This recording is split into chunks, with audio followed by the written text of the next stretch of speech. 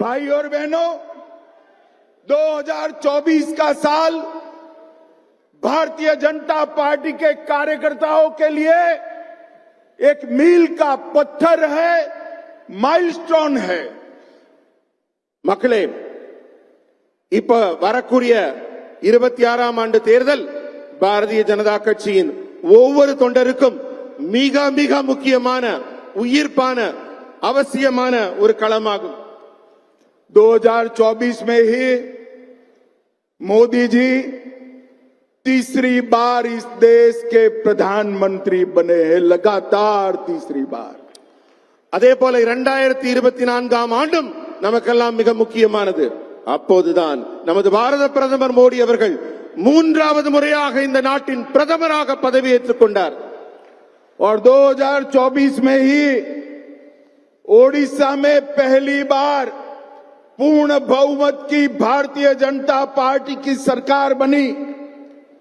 2024 தான் ஒரிசா மாநிலத்தில் முழு பலத்தோட, முழு மெஜாரிட்டியோட பாரதிய ஜனதா கட்சியின் ஆட்சி அங்கு அமைந்தது. हरियाणा में लगातार तीसरी बार सरकार बनी.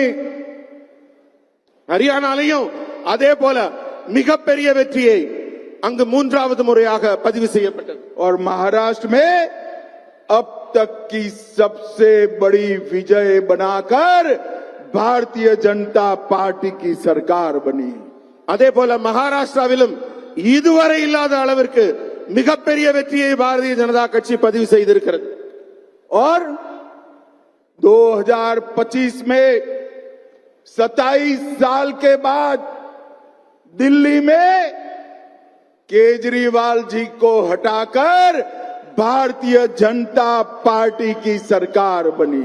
அதே போல 2025ஆம் ஆண்டு மிகப்பெரிய சாதனை செய்யப்பட்டது. டெல்லியில அரவிந்த் கெஜ்ரிவால் அவர்களின் ஆட்சி 27 ஆண்டுகளுக்கு பிறகு டெல்லியில் பாரதிய ஜனதா கட்சி ஆட்சி அமைத்திருக்கிறது.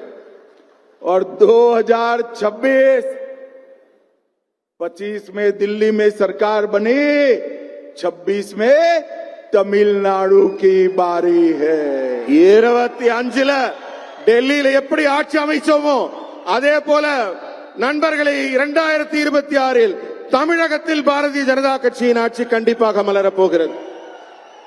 और मेरी बात कान खोलकर गांठ बांध लेना, कान खोलकर सुन लेना और याद कर कर घर में जाना. 2026 में तमिलनाडु और बंगाल में भारतीय जनता पार्टी और एनडीए की सरकार बनने जा रही.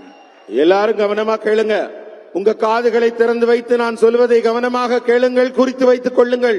2026ஆம் ஆண்டில் நடைபெறப் போகும் தேர்தலில் தமிழகம் மற்றும் மேற்கு வங்கத்தில் பாரதிய ஜனதா கட்சியின் கூட்டணி கண்டிப்பாக ஆட்சி அமைக்கும் என்பதை உறுதியாக உங்கள் முன் தெரிவித்துக் கொள்கிறேன். मित्रों, तमिलनाडु की डीएमके सरकार ने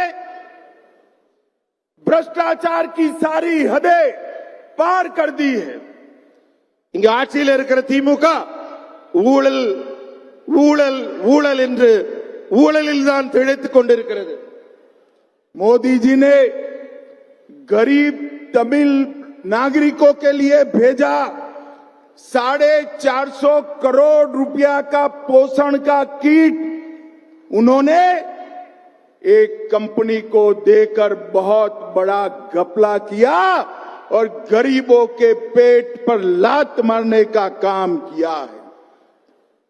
இந்த திமுகவின் ஆட்சி மத்திய அரசிலிருந்து மோடி அவர்கள் ஏழை மக்களுக்காக கொடுக்கும் பணத்தை கூட மக்களின் நலனுக்காக செலவிடாமல் அந்த பணத்தை எல்லாம் மடைமாற்றி அவர்களுக்கு கிடைக்க வேண்டிய நன்மைகளை கிடைக்காமல் செய்வதைத்தான் செய்து கொண்டிருக்கிறார்கள்.